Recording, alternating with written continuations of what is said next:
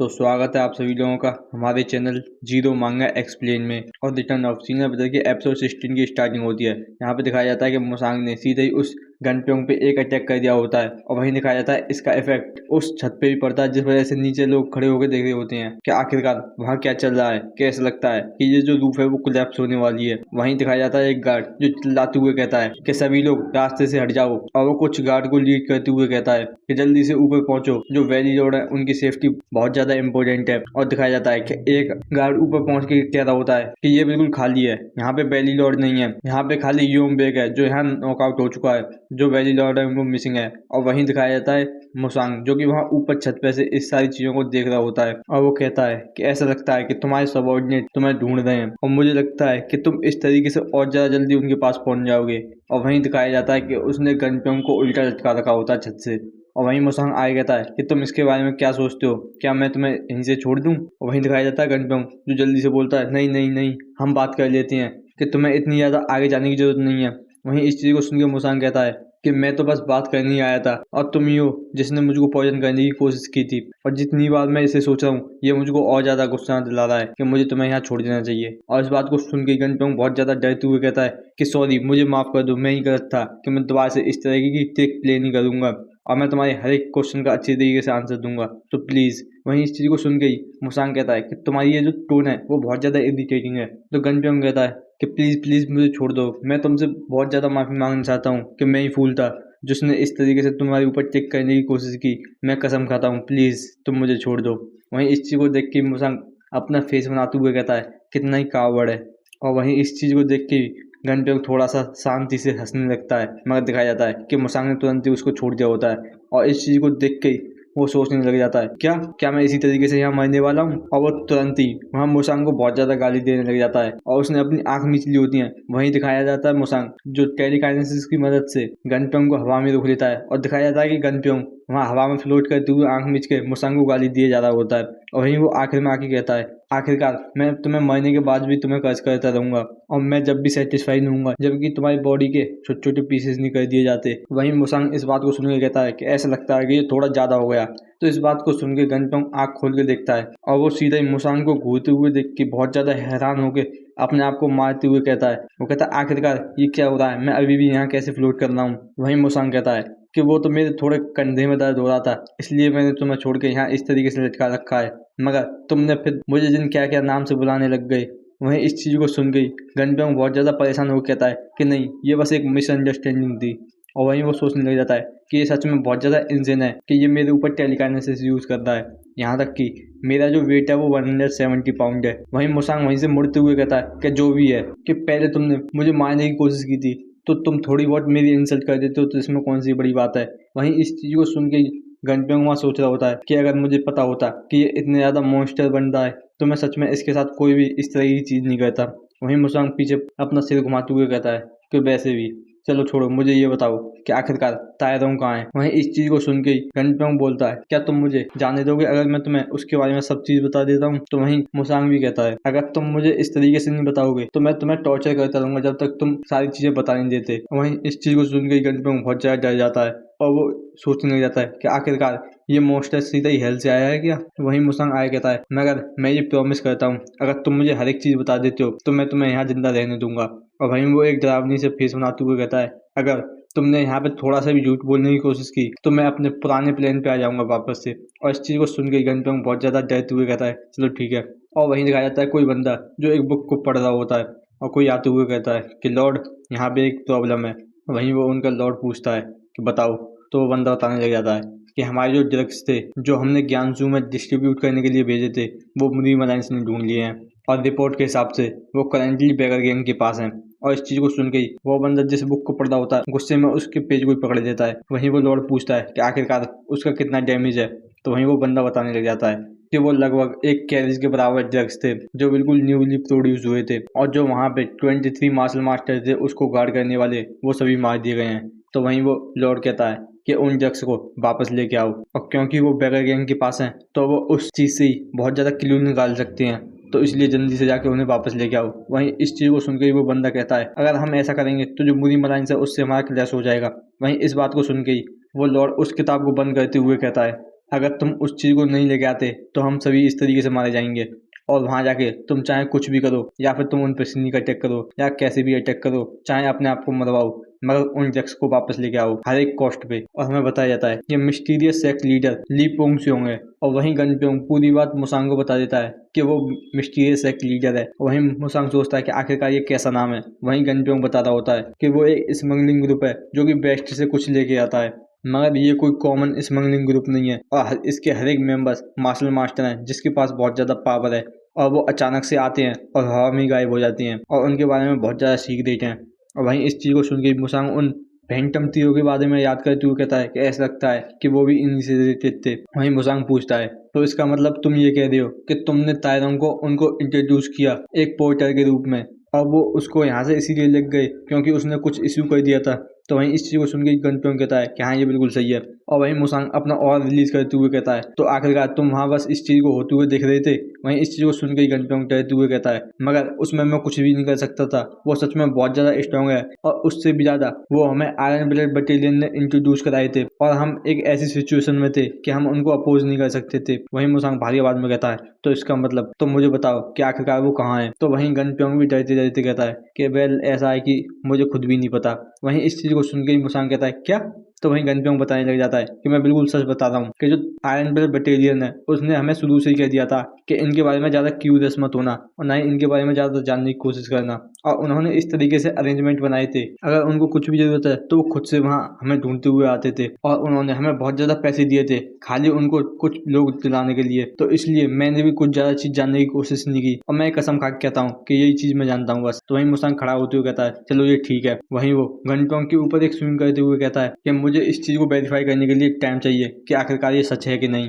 वहीं इस चीज़ को देखते हुए गनप्योंग कहता है कि आखिरकार तुम्हारा इससे क्या मतलब है, और तुम इस तरीके से स्विंग क्यों कर रहे हो मेरे ऊपर। वहीं मुसांग भी कहता है कि तुम्हें क्या लगता है कि अगर मैं तुम्हें एक आध दो बार मारूंगा तो तुम्हें मरने से पहले एक आध दो चीज़ें और नहीं याद आएंगी।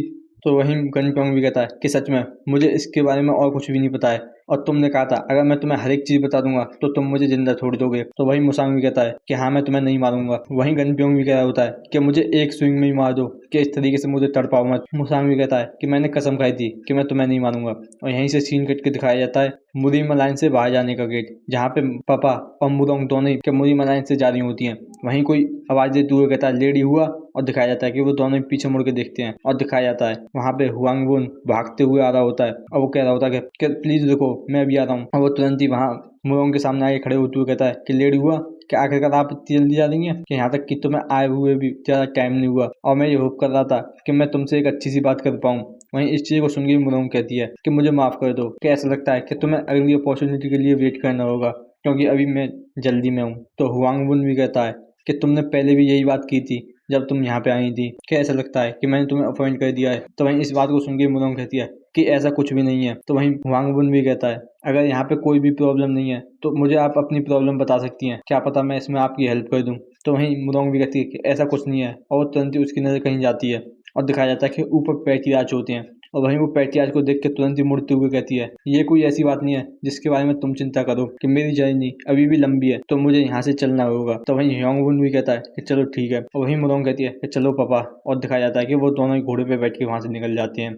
और वहीं दिखाया जाता है पैट्रियार्च जो इनको देख के एक शांति की सांस छोड़ता है, और दिखाया जाता है कि उसके पीछे कोई बंदा होता है, और पैट्रियार्च उससे कहता है कि हर एक चीज़ मेरी तरीके से जा रही है, मगर मुझे नहीं पता है कि इसके लिए ये चीज़ें इतनी ज़्यादा डिफिकल्ट क्यों हो जाती हैं मेरे लिए। वहीं वो बंदा मुरोंग क्लैन का एडवाइजर साब माजिन है। वहीं वो कहता है कि तुम्हें इस क्लैन के डिसाइपल को बुला लेना चाहिए जिससे वो यंग मिस को पकड़ के ले आए, या फिर इस वजह से जो तुम्हारा इम्पोर्टेंट टास्क है उसके बीच में ये दिक्कत पैदा कर सकती है। वहीं इस बात को सुन के पैट्रियार्च कहते हैं कि साब माजिन, क्या तुम ये चाहते हो कि मैं अपने बच्चे के साथ दुश्मनी मोल ले लूँ।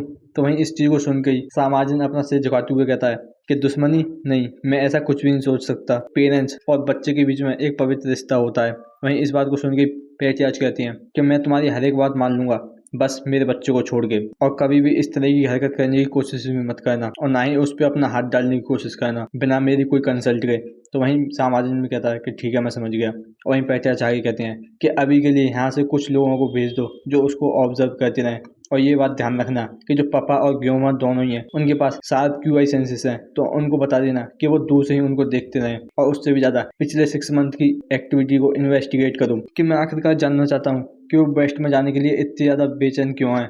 और मुझे पक्का पता है कि इसके पीछे कोई ना कोई रीजन जरूर होगा। और वहीं दिखाया जाता है गनप्योंग, जिसकी बुरी हालत में वो वहाँ कराते हुए पड़ा होता है और वहीं उसके सामने मुसांग अपने हाथ को पहुंच रहा होता है और लगता है कि मुसांग ने गनप्योंग को अच्छी तरीके से टॉर्चर किया है। वहीं मुसांग कहता है कि इसके आगे ये सच में कुछ और नहीं जानता।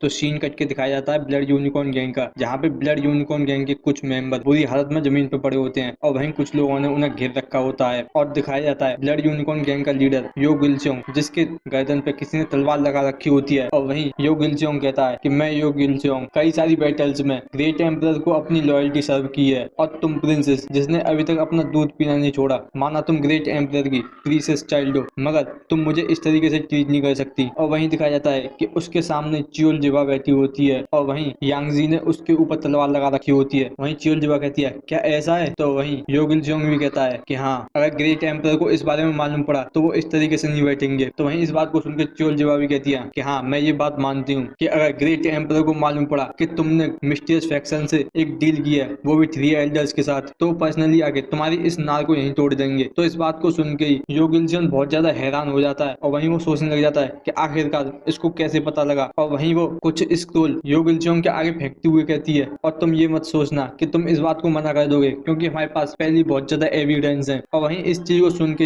यो गिलचोंग सोच रहा होता है आखिरकार ये बात इसको पता कैसे लगी। और उससे भी ज्यादा जिस तरीके से इसने मुझको घुटनों पे बैठा रखा है, तो ऐसा लगता है कि अभी तक इसने ग्रेट एम्परर को इसकी रिपोर्ट नहीं दी। और वो तुरंत ही कहता है क्या कुछ ऐसा है जो तुम मुझसे चाहती हो? तो इस बात को सुन के चियोल जिवा वहाँ हंसती है और तुरंत ही वहाँ खड़े होते हुए कहती है कि तुम बहुत ज्यादा क्लेवर हो, तुमने बिल्कुल सही कहा कि मैं सच में तुमसे कुछ चाहती हूँ। तो इस बात को सुन के ही यो गिलचोंग कहता है कि आखिरकार वो क्या है। तो वहीं चियोल जिवा उसके पास चलते हुए आती है और उससे कहती है कि ये बहुत ज्यादा सिंपल है कि मैं बस तुमसे एक ही चीज चाहती हूँ और वो है लॉयल्टी। और वो तुरंत ही अपनी आंखों में टेक्निक को यूज करते हुए कहती है ना ही थर्ड एल्डर के लिए और ना ही ग्रेट एम्परर के लिए, बल्कि लॉयल्टी वो भी सिर्फ मेरे लिए। और दिखाया जाता है कि उसकी वो टेक्निक उस पर अच्छी तरीके से काम कर रही होती है। और यहाँ से सीन कट के दिखाया जाता है मुसांगा, जो कि एक हिल पे खड़ा वहाँ नीचे टाउन को देख रहा होता है। और वहीं दिखाया जाता है घोस्ट मास्क बैगर, जो तुरंत ही मुसांग के सामने आते हुए कहता है कि आखिरकार तुम यहाँ पे इस तरह की एक्टिंग क्यों कर रही हो। वहीं इस चीज को देख के ही मुसांग कहता है कि अगर मेरी जगह कोई एवरेज पर्सन होता तो वो तुम्हें इस तरीके से रात में अचानक से अपने आगे देख के हार्ट अटैक से मर जाता। तो इस बात को सुन के ही घोस्ट मास्क एल्डर कहता है कि मगर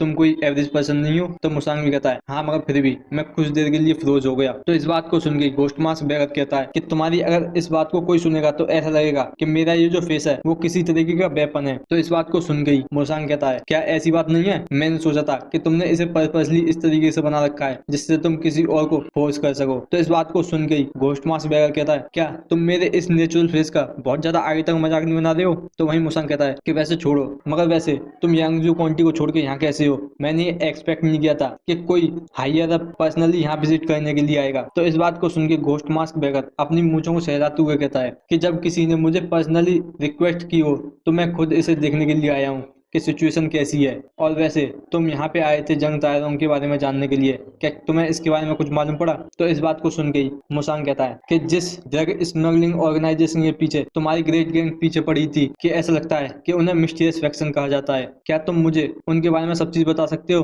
तो इस बात को सुन के ही घोस्ट मास्क बैगर कहता है कि नंबर 100 कि तुमने पहले ये बात कहनी दी थी कि तुम्हें मुरीम अफेयर में बिल्कुल इंटरेस्ट नहीं है। तो इस बात को सुन के मुसांग कहता है कि इसका कोई भी मुरीम से लेना देना नहीं है, कि ऐसा लगता है जो ब्रदर तायरोंग है वो वहाँ काम कर रहे थे और उन्होंने उसको स्पाई समझ लिया, जिस वजह से वो उसको ले गए। और इस बात को सुन के ही घोस्ट मास्क बैगर बहुत ज्यादा हैरान होकर कहता है कि आखिरकार तुम क्या कह रहे हो? उसको गलती से स्पाई समझ लिया गया? कि नंबर 100 मैं ये समझ सकता हूँ कि मैं ये श्योर हूँ कि तुम इस बात को समझोगे कि उसको पहले बहुत ज्यादा दिनों तक टॉर्चर किया गया होगा और उसके बाद आखिरकार उसे मार दिया गया होगा। तो वहीं इस बात को सुन गई मुसांग कहता है कि हाँ, मैं ये बात समझता हूँ और मैं ये बात डिनाई भी नहीं करता, मगर अगर 1000 में से एक भी चांस होगा कि वो जिंदा है तो मैं इस चीज पे बिल्कुल गिव अप नहीं करूंगा और मैं ये विश्वास करूंगा कि वो अभी भी जिंदा है जब तक मैं उसके कॉप्स को अपनी आंखों से नहीं देख लेता। और इसी तरीके से नंबर 5 और मैं एक दूसरे को बचाते हुए आए थे उन 5 सालों तक। अगर बाय चांस ब्रदर तायरोंग को उनकी वजह से कुछ हुआ तो वो बंदे, और तुरंत ही अपना किलिंग इंटेंट रिलीज करते हुए कहता है कि उनको सच में मैं ही हेल्प दिखाऊंगा। और इस चीज को देख के घोस्ट मास्क एल्डर वहाँ अपनी मूंछों को सहलाते हुए हंस के सोच रहा होता है कि ये बंदा सच में, इसका क्लीन इंटेंट बहुत ज्यादा है, कि मैंने ये एक्सपेक्ट नहीं किया, और यहाँ तक कि ये नहीं पता कि इसके साथ उन 2 सालों में क्या हुआ है जिससे ये ऐसा हो गया। और वहीं वो मुड़ते हुए कहती हैं, जब तुम इतना कह ही रही हो तो मैं बेगर्स को कह दूंगा कि वो जल्दी से पूरी इन्फॉर्मेशन ला के तुमको दे देंगे। और अगर मैं बेगर गैंग की पर्सपेक्टिव से सोचूं और हमने इस चीज में बहुत ज्यादा गेन कर लिया है तुम्हें अपने साथ लेके, मगर ये गारंटी नहीं दे सकता कि तुम हमारी कितनी हेल्प करोगे, मगर हम भी पिछले आधे साल से अपना टाइम नहीं बिगाड़ रहे हैं कि हमारे मैन सभी ऑर्गेनाइज हैं। तो वहीं मुसांग भी ग्रीट करते हुए कहता है कि हाँ, ये मेरे लिए इनफ है, अगर तुम उनके बारे में थोड़ी सी भी क्लू दे देते हो तो वो मेरे लिए बहुत होगा, और उससे भी ज्यादा मेरे पास एक ऐसी प्लेस है जहाँ मैं जा सकता हूँ। और यहीं से सीन कट के दिखाया जाता है वेस्टर्न मुरीम अलायंस के सेफ हाउस का, जहाँ पे कोई बंदा कह रहा होता है कि मैं मून जियांग योन हूँ, और हमें बताया जाता है कि ये मुरीम अलायंस का वेस्टर्न चीफ पेट्रोलर है। और वहीं दिखाया जाता है कि वहाँ मुरोंग आ चुकी होती है, वेस्टर्न चीफ पेट्रोलर को ग्रीट करते हुए कहती है कि ये हॉनर की बात है कि मास्टर मून मुझे इस तरीके से ट्रीट करना है, और मेरा नाम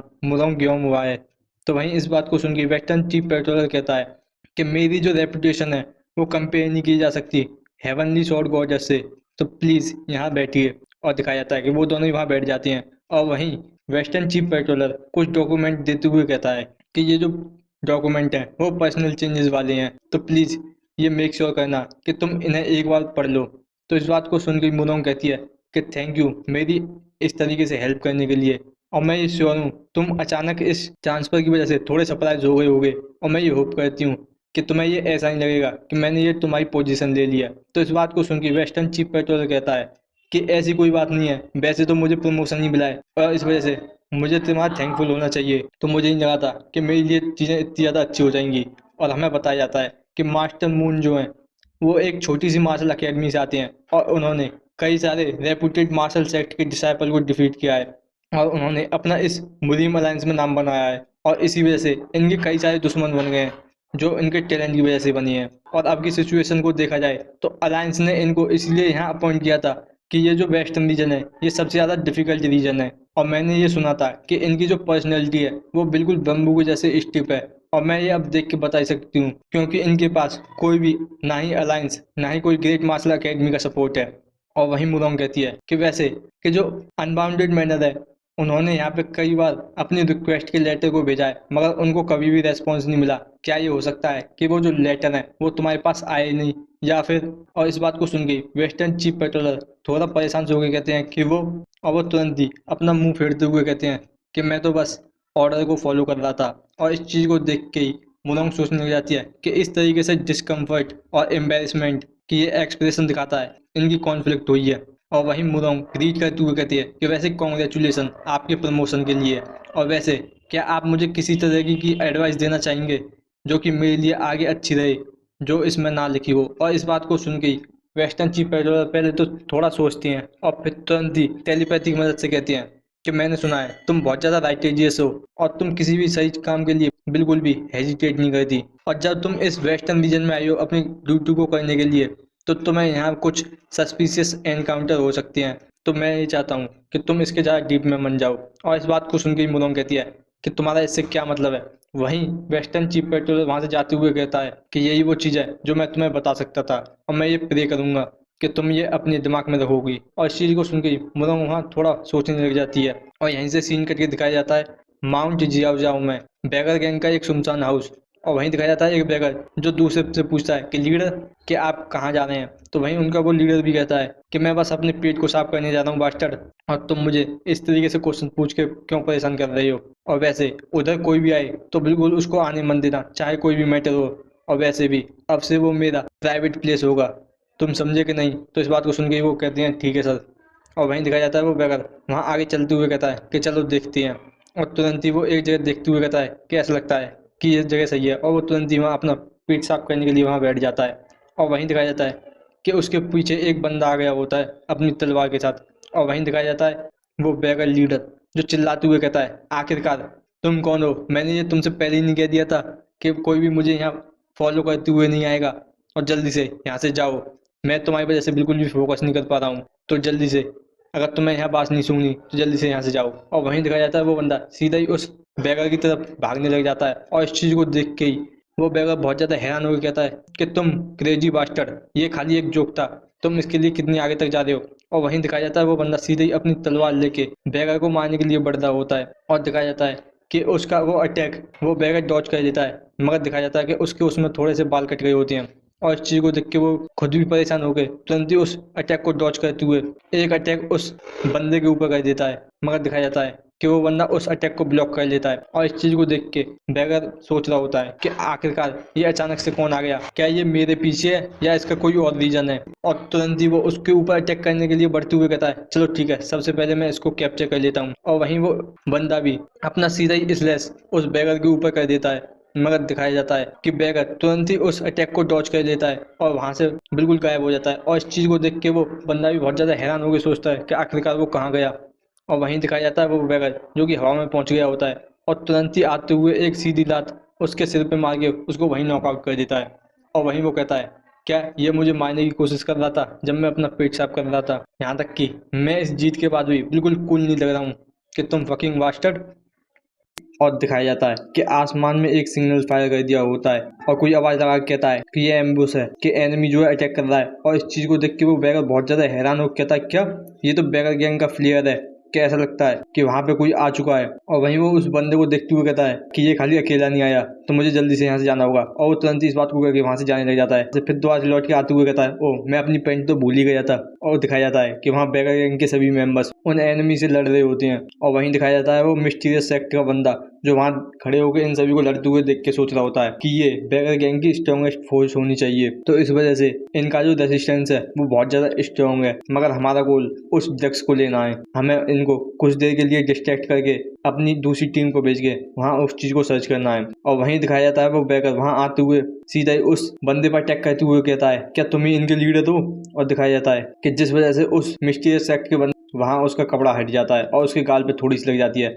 मगर दिखाया जाता है कि जैसे ही वो बैगर दूसरा अटैक उस पर करता है तो वो उस अटैक को डॉज कर लेता है। वहीं इस चीज को देख के बैगर कहता है कि बास्टर्ड तुम बहुत ज्यादा अच्छी तरीके से डॉज कर लेते हो। और वो तुरंत ही घूम के एक पीछे से लात मारता है, मगर दिखाया जाता है कि वो बंदा अपनी तलवार की मदद से उसे रोक लेता है। और इस चीज को देख के बैगर सोच रहा होता है कि आखिरकार इसने ये ब्लॉक कर लिया। और वहीं वो उससे कहता है कि मुझे लगा था कि तुम फूल हो जो यहाँ इस बैगर गैंग की टेरिटरी में इस तरीके से दिन में ही आ गए, मगर तुम्हारे पास अच्छी खासी स्किल्स हैं। और इस चीज़ को देख के वो बंदा सोच रहा होता है कि इसकी स्ट्रेंथ और सभी बैगर से बहुत ज़्यादा है, कि इसका मतलब ये इस ग्रुप का लीडर होगा। और वहीं वो बंदा भी कहता है कि हमें इस तरह की अपॉर्चुनिटी कब मिलेगी जब यहाँ से इस बैगर गैंग से ओल्ड घोस्ट मास्क यहाँ से एब्सेंट हो। और इस चीज़ को सुन गई वो बैगर बहुत ज़्यादा हैरान होकर सोचता है कि ये मेरा बहुत ज़्यादा खतरनाक अटैक था, मगर फिर भी इसी ने रोक लिया। अपने पैसे अटैक करने के लिए बढ़ते हुए कहता है कि चलो देखते हैं कि तुम इस बात को और ज़्यादा कैसे कह सकते हो जब मैं तुम्हें और ज़्यादा पीटूंगा। तो वहीं वो बंदा भी अपना ऑरा रिलीज करते हुए अपनी तलवार को निकालते हुए कहता है मगर मेरी भी यहाँ कोई इंटेंशन नहीं है कि मैं तुमसे हिट लूँ।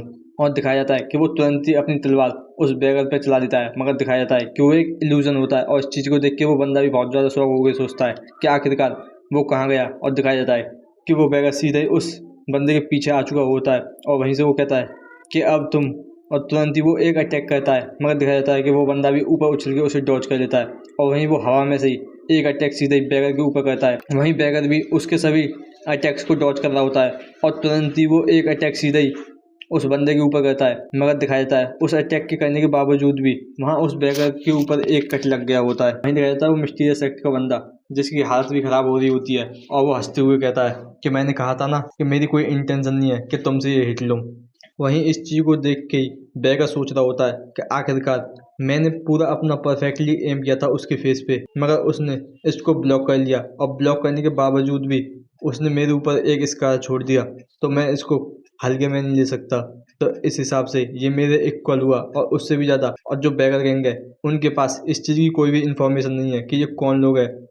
और यहाँ तक कि यही नहीं, जबकि इसके सभी साथी भी अच्छे खासे स्ट्रॉन्ग हैं।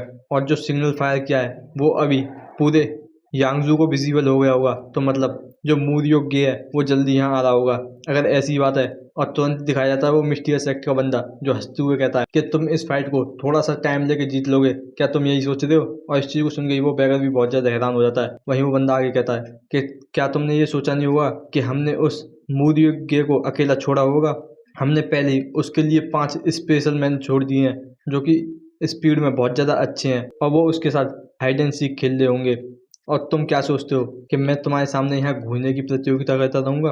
और वहीं इस चीज़ को सुन के वो बैगर भी कहता है कि तुम क्या सोचते हो कि मैं क्या सोच रहा हूँ, कि तुम बास्टर्ड। और वो तुरंत ही अपना ऑरा रिलीज करते हुए कहता है, चलो पहले मैं तुम्हें डिस्ट्रॉय कर देता हूँ, उसके बाद सुनूंगा तुम क्या कह रहे हो।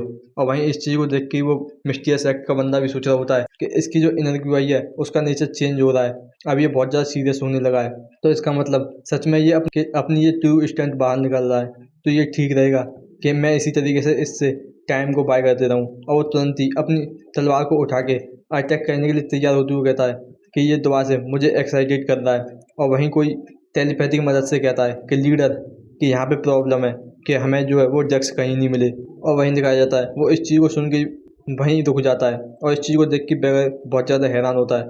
वहीं मिस्टीरियस एक्ट का वो बंदा भी कहता है कि ये इम्पॉसिबल है, यहाँ तक कि वो कहीं नहीं गए तो फिर वो कहाँ ही जा सकता है, कि आखिरकार तुमने अच्छी तरीके से देखा भी है कि नहीं।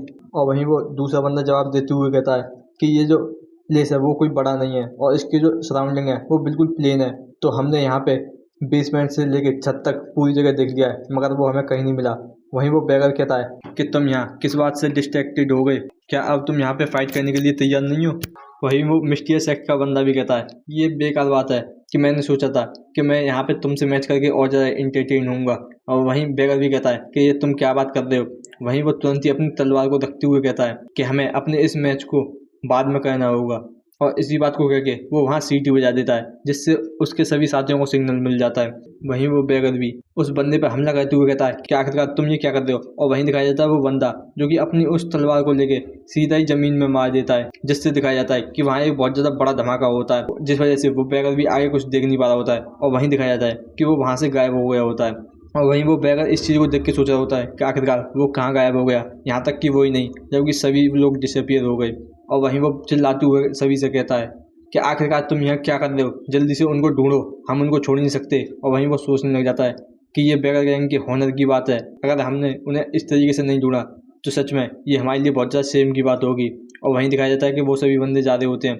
और वहीं वो मिस्टीरियस एक्ट के उस ग्रुप का लीडर कहता है कि ग्यूचुअल, जल्दी से यांगजू जाके अपने आदमियों को दोबारा से बुला के लेके आओ। यहाँ पे कोई रीज़न नहीं है कि हम अपने मिशन को कंटिन्यू करें, कि मैकडो जो बैगर गैंग है कि वो बहुत जल्दी हमारे पीछे लग जाएगी, तो इसलिए यहाँ से सभी तरह की ट्रेस को मिटा दो।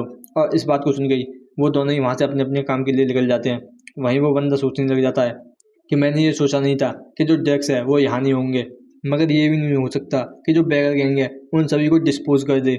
और यहाँ तक कि हमने अपने आप को एक्सपोज करके यहाँ पे कुछ भी नहीं पाया, मुझे ये जल्दी से जाके कमांडर को रिपोर्ट करनी होगी। मगर तभी दिखाया जाता है उसके पीछे एक धमाका होता है और दिखाया जाता है कि उसके सामने ही आके उसका एक बंदा निकल के चला जाता है। और वहीं दिखाया जाता है कि एक दूसरा बंदा जो कि पेड़ से आके लगता है और उसकी बुरी हालत हो जाती है। और वहीं उसे देखते हुए कहता है कि ग्यूचोल।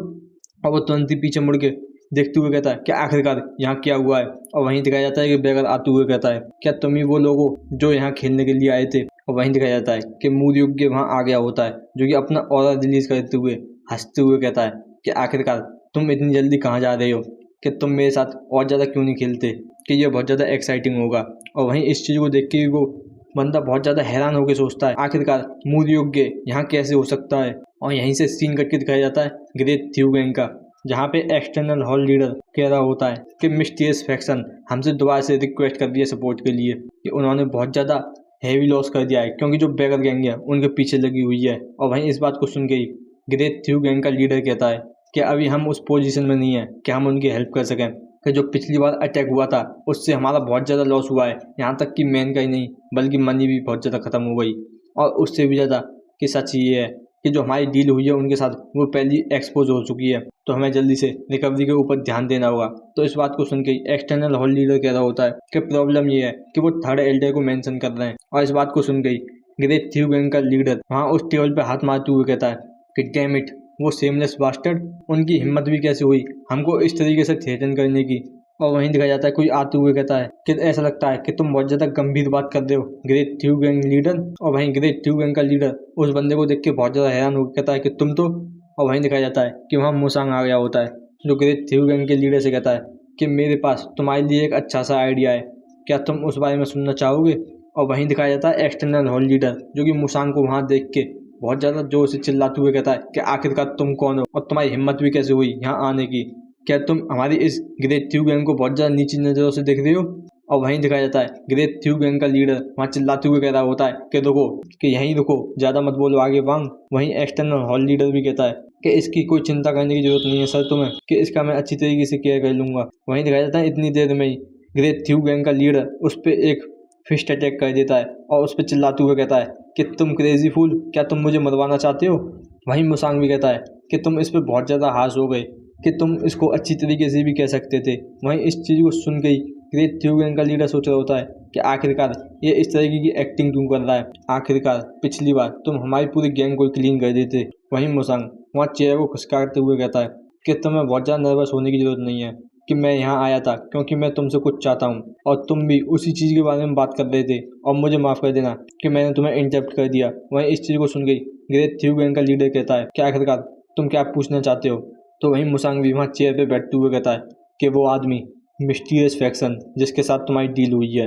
वहीं इस चीज़ को सुन के ग्रेट थ्यू गैंग का लीडर हैरान होते हुए कहता है क्या तुमने इसको कंफर्म नहीं किया था? तो वहीं मुसांग भी कहता है कि मैंने नहीं किया, कि मैं बस पहले इसके बारे में झूठ बोल रहा था।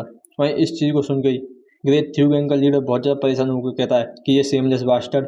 वहीं मुसांग आगे पूछता है कि जो मगर ट्रुथ है अब वो पहले एक्सपोज हो चुका है, तो ये कोई मैटर नहीं करता। तो इस बात को सुन के ग्रेट थ्यू गैंग का लीडर कहता है क्या ऐसा है? तो वहीं मुसांग भी कहता है हाँ। तो वहीं ग्रेट थ्यू गैंग का लीडर पूछता है कि वैसे तुम मिस्टीरियस फैक्शन के बारे में क्यों पूछ रहे हो, कि तुम उनसे आखिरकार क्या चाहते हो? तो वहीं मुसांग भी कहता है कि मेरा उनके साथ बस एक बिजनेस है, और वो तुरंत ही अपना और रिलीज करते हुए कहता है कि मुझे बताओ कि आखिरकार वो कहाँ पे हैं, और मैं उन सभी को एलिमिनेट कर दूंगा, उन मिस्टीरियस फैक्शन के बास्टर्ड को। और वहीं दिखाया जाता है मूड योग्य, जो कि उन सभी मिस्टीरियस सेक्ट के मेंबर से कह रहा होता है कि आखिरकार तुम इतनी जल्दी वापस क्यों जा रहे हो, कि यहाँ पे तुम थोड़ी देर और रुक के यहाँ खेल सकते हो। मैं ये मेक श्योर करूँगा कि तुम यहाँ पे एंटरटेन हो।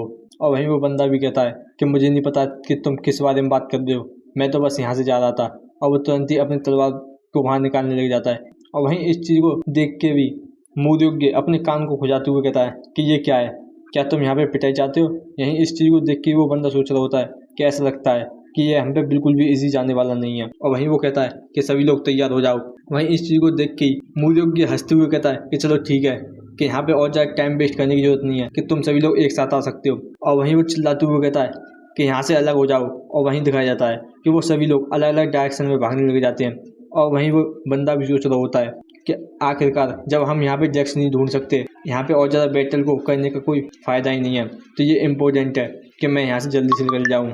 और वहीं मूड योग्य इस चीज़ को देखते हुए कहता है कि ये कितना ही फनी गाया है। और वो तुरंत ही उस बंदे के पीछे जाते हुए कहता है अगर तुम अलग अलग भी हो जाते हो तो उससे क्या ही फ़र्क पड़ता है, कि मुझे तो बस तुम्हारे पीछे जाना है। और इस चीज़ को देख के वो बंदा बहुत ज़्यादा हैरान होकर सोचता है कि ये बहुत ज़्यादा फास्ट है। और वो तुरंत ही कहता है कि ये तुम्हारे लिए ईजी नहीं होगा। और वहीं दिखाया जाता है कि एक बंदा पीछे से मूड योग्य पर अटैक करने के लिए आ रहा होता है। वहीं मूड योग्य उसकी उस तलवार को हाथों से पकड़ के तुरंत ही एक अटैक उस पर कर देता है। और वहीं दिखाया जाता है कि फिर 3 और बंदे तुरंत ही मूड योग्य पर अटैक करने के लिए आ रहे होते हैं। और वहीं दिखाया जाता है उस मिस्टीरियस सेक्ट की टीम का लीडर वहाँ से जल्दी से भाग रहा होता है। और यहीं इस चीज़ को देख के मूड योग्य सोच रहा होता है कि ऐसा लगता है कि ये सभी उसको रास्ता बनाने की कोशिश कर रहे हैं। और वो इस चीज़ को देखते हुए कहता है कि सीरियसली। और वो तुरंत ही उन तीनों को मार के टीम लीडर के पीछे जाते हुए कह रहा होता है कि ये सच में मुझको बहुत ज़्यादा कम आ रहे हैं। और वहीं वो मिस्टीरियस एक्ट का टीम लीडर सोच रहा होता है कि आखिरकार ये मूड योग्य यहाँ कैसे आ गया, और हमारी उस स्क्वाड का क्या हुआ जो इसके पीछे थी, क्या इसने उन सभी को इग्नोर करके यहाँ आ गया है? अगर ऐसा नहीं है तो इसका मतलब इसने उन सभी को डिफीट कर दिया होगा। यहाँ तक कि वो हमारी स्पेशल फोर्स में से भी सबसे ज़्यादा अच्छे बंदे थे, कि ऐसा हो ही नहीं सकता कि इसने उनको अकेले हरा दिया हो। और वहीं दिखाया जाता है मूड योग्य कहता है कि यहाँ पे बहुत ज़्यादा लोग हैं जो इस चीज़ को मिसअंडरस्टैंड कर लेते हैं, कि वो सोचते हैं कि मैं बहुत ज़्यादा स्ट्रांग हूँ। और वहीं दिखाया जाता है कि मूड योग्य तुरंत ही उस टीम लीडर के पीछे आ चुका होता है। और इस चीज़ को देख के वो सोच रहा होता है कि आखिरकार कि ये मेरे पास इतनी जल्दी कैसे आ गया, मुझे जल्दी अपनी स्पीड को बढ़ाना होगा। और वो तुरंत ही और ज़्यादा तेज़ से वहाँ भागने लग जाता है। और इस चीज़ को देख के मूड योग्य हंसते हुए कहता है और मुझे लगता है कि तुम भी इस चीज़ को नहीं समझे। और वो तुरंत ही और ज़्यादा स्पीड से उस बंदे के पीछे आते हुए कहता है कि मैं बहुत ज़्यादा फास्ट भी हूँ। और वहीं इस चीज़ को देख के वो मिस्टीरियस एक्ट का टीम लीडर वहाँ तुरंत ही अपनी तलवार को निकाल के एक अटैक सीधे ही घूम के पीछे मूड योग्य पे करता है। मगर दिखाया जाता है कि इतनी देर में ही मूड योग्य दोबारा से उसके पीछे आते हुए कहता है कि इस तरह की स्किल, क्या तुम इससे चींटी को भी पकड़ सकते हो? वहीं वो बंदा भी दोबारा से पीछे एक अटैक करने की कोशिश करता है मूड योग्य पे। मगर दिखाया जाता है कि मूर्योग्य वहाँ से भी हट जाता है और वहीं उसको इल्यूजन होता है वो भी, और तुरंत ही उसके दोबारा से पीछे आते हुए कहता है, क्या तुम्हें अभी भी ये समझ नहीं आया कि तुम यहाँ से भाग के नहीं जा सकते।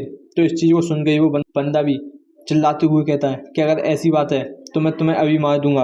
और वो तुरंत ही अपनी ghost shot secret technique 100 Phantom split art को यूज़ करता है। और वहीं मूर्योग्य इस चीज़ को आता हुआ देख के थोड़ा सा कहता है कि अच्छा, कैसा लगता है कि ये थोड़ा सा हर्ट करेगा। और वहीं दिखाया जाता है एक धमाका, मगर दिखाया जाता है कि इससे भी मूर्योग्य को कुछ नहीं होता। और इस चीज़ को देख के वो बंदा बहुत ज़्यादा हैरान होता है। वहीं मूर्योग्य आगे कहता है कि तुमने इस हैंडसम फेस पे कई सारे स्कार बना दिए, और वो तुरंत ही अपने फिस्ट का एक अटैक उस बंदे के कर देता है।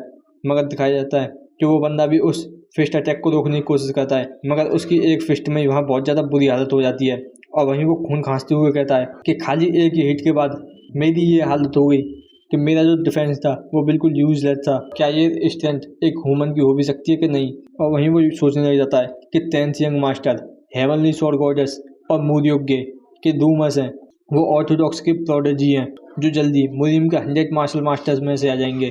मगर मैंने इस चीज़ को कभी नहीं सोचा था कि ये सच होगा। और वहीं मूर्योग्य भी अपना ऑरा रिलीज करके उस बंदे के पास आते हुए कहता है, क्या मैं तुम्हें एक एडवाइस दूं कि कभी भी इतना ज़्यादा हार्ड ट्राई मत करना कि तुम्हारे लिए ये और ज़्यादा इजी हो जाएगा, और इसलिए यहाँ गिव अप कर दो।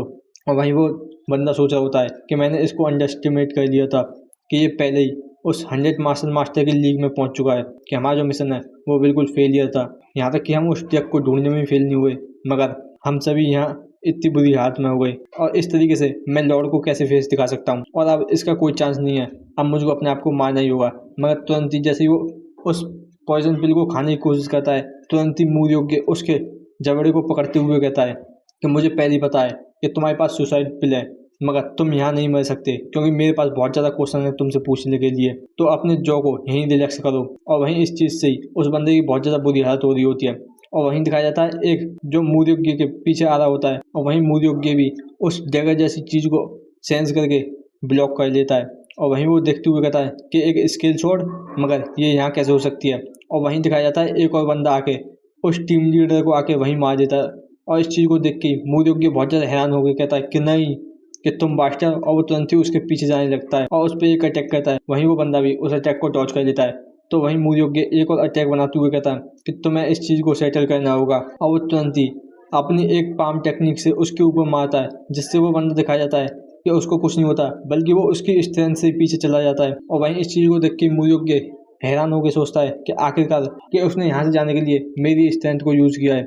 और ये स्किल शॉट और ये मूवमेंट और जिस तरीके से ये अपने मिशन को कैरी करते हैं, कि मैंने ये एक्सपेक्ट नहीं किया था कि मैं इन लोगों से यहाँ मिलूंगा। डीमन यूनियन का elite assassin group, dark blood tribe. और इसी बात को करके वो वहाँ गुस्सा कर रहा होता है।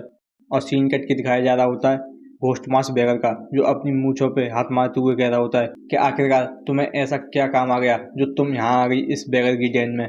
और क्या ये तुम्हारे लिए अच्छा नहीं रहता कि पहले तुम सिंचुआन प्रोविंस में पहुंच जाती, क्योंकि तुम वेस्टर्न चीफ पेट्रोलर ग्योमुआ हो। और हमें बताया जाता है कि ये यूनियन काउंटी का बैगर गैंग सेफ हाउस है। और दिखाया जाता है कि मुरियोंग वहाँ आ गई होती है, जो ग्रीट करते हुए कहती है कि मैं तो बस आपको थैंक्स करने के लिए आई थी, क्योंकि आपने मेरे लिए रिकमेंडेशन लेटर लिख के दिया था। और वहीं इस बात को सुन के घोस्ट मास बैगर कह रहा होता है कि तुम्हें थैंक्स करने की जरूरत नहीं है, क्योंकि उसका कोई काम ही नहीं हुआ, जबकि तुमने अलायंस लीडर के फेवर को यूज़ किया है अपने फादर के बीच में आ जाने की वजह से। और अगर तुम अपना ग्रेटिट्यूड पेश करना ही चाहती हो तो तुम्हें लीडर को करना चाहिए। तो इस बात को सुन के मुरोंग कहती है मगर फिर भी, और वहीं बैठते हुए कहती है कि मेरे पास कुछ ऐसा है जो मैं यहाँ आके डिस्कस करना चाहती थी, और मुझे एग्जैक्टली बताओ कि इस ग्वांजू में बैगर गैंग किसका पीछा कर रही है। और इस बात को सुन के घोस्टमास बैगर अपनी शक्ल बनाते हुए कह रहा होता है कि आखिरकार तुम इतना ज़्यादा क्यूरियस क्यों हो। तो इस बात को सुन के मुरोंग कह रही होती है, क्या ये स्ट्रेंज बात है कि एक वेस्टर्न चीफ पेट्रोलर क्यूरियस हो रही है मुरीम रिलेटेड बिजनेस में, जो कि वेस्टर्न रीजन में चल रहा है। तो इस बात को सुन के घोस्टमास बैगर कहता है कि मुरीम बिजनेस, क्या ही तुम बात कर रही हो कि तुम्हें कब से इस मुरीम अलायंस में इंटरेस्ट आने लगा। दूसरे ही तुमने उस नॉर्थन चीफ पेट्रोलर की पोजीशन इसलिए ली थी क्योंकि तुम वहाँ आराम से घूम गए, कि तुम वहाँ नंबर 100 को ढूंढना चाहती थी कि उसके बारे में तुम्हें कोई भी इन्फॉर्मेशन मिल जाए। और मैं ये श्योर हूँ कि जो तुम्हारा ये ट्रांसफ़र है इस ज्ञानजू में, वो भी उसी के रीजन से हुआ होगा। और क्या मैं ये गलत हूँ। तो इस बात को सुन के ही मुरोंग खुश होते हुए कहती है कि हाँ बिल्कुल तुमने सही कहा, मैं क्यों ही इस अलायंस की चिंता करने लगी। मुझे तो बस नंबर 100 के बारे में फिक्र है। और इस बात को सुन के ही घोस्ट मास्क वगैरह कहता है, हाँ तुम कितनी ज़्यादा अच्छी हो। तो इस बात को सुन के ही मुनोंग भी कहती है कि हाँ आपको इतनी ज़्यादा तारीफ करने की जरूरत नहीं है। तो वहीं इस बात को सुन के घोस्ट मास्क वगैरह कहता है कि ये कोई कॉम्प्लीमेंट नहीं था। तो वहीं मुनोंग भी कहती है कि वैसे इसका मतलब ये नहीं है कि मैं यहाँ के अपनी जॉब को अच्छी तरीके से नहीं करूँगी। जब मैंने अपनी इस पोजीशन को पाई लिया है तो मैं अपनी सेल्फिश डिजायर के लिए इस काम को नहीं छोड़ सकती। तो मुझे यहाँ पे आके अच्छी तरीके से काम करना ही पड़ेगा। और इसलिए मैं यहाँ पे आके तुमसे उनके बारे में जानना चाहती हूँ, क्योंकि मैं यहाँ की वेस्टर्न चीफ पेट्रोलर हूँ। यहाँ तक कि वॉर को हार जाने के बाद भी आयरन ब्लड बटालियन और अदर मेंबर उस अनऑर्थोडॉक्स फ्रैक्शन के अपनी स्ट्रेंथ के साथ यहाँ पे फियर को बना रहे हैं।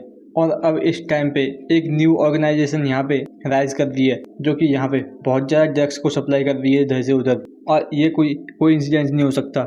और इस बात को सुन के घोस्ट मास्क वगैरह कहता होता है कि थोड़ी शांत हो जाओ, जो बैगर गैंग है वो पहले से इनके पीछे है, तो तुम्हें अपने आप को थकाने की जरूरत नहीं है इसमें इन्वॉल्व हो गए। तो इस बात को सुन के मुनोंग कहती है कि अपने आप को थकाना, कि इस चीज़ को सुन के ऐसा लगता है कि ये बहुत ज़्यादा इंपॉर्टेंट है। यहाँ तक कि उस ड्रग का ही नहीं, जो इम्पीरियल गवर्नमेंट है उसने स्ट्रिक्ट रूल बनाए हैं इस गन पाउडर और ड्रग्स के बारे में। तो तुम्हें पता ही होगा कि ये जो प्रॉब्लम है कितनी ज़्यादा सेंसिटिव है। और उससे भी ज़्यादा जो मास्टर मून है, उन्होंने यहाँ पे किसी भी दिन अपने डेली रिकॉर्ड को नहीं लिखा था। अगर बैगर गैंग इंडिपेंडेंटली मूव कर रही है और जो इन्वेस्टिगेशन है इस ज्ञानसू में वो आधे साल से ज़्यादा चल रही है, तो देखने से ऐसा लगता है कि इस जगह को छोड़ दिया गया है। तो ग्रैंडपा घोस्ट मास्क कि मेरा मतलब एल्डर, कि मैं मुरीम ग्योंगुआ, मुरीम अलायंस की वेस्टर्न चीफ पेट्रोलर के बैगर गैंग के घोस्ट मास्क डिवाइन बैगर आपसे एक ऑफिशियल रिक्वेस्ट करती है कि प्लीज़ कि मेरे साथ सभी चीज़ों को शेयर करें जो कि बैगर गैंग इस इन्वेस्टिगेशन में उन स्मगलिंग गैंग के बारे में जानती है। और यहीं पे ये हमारा एपिसोड ख़त्म हो जाता है।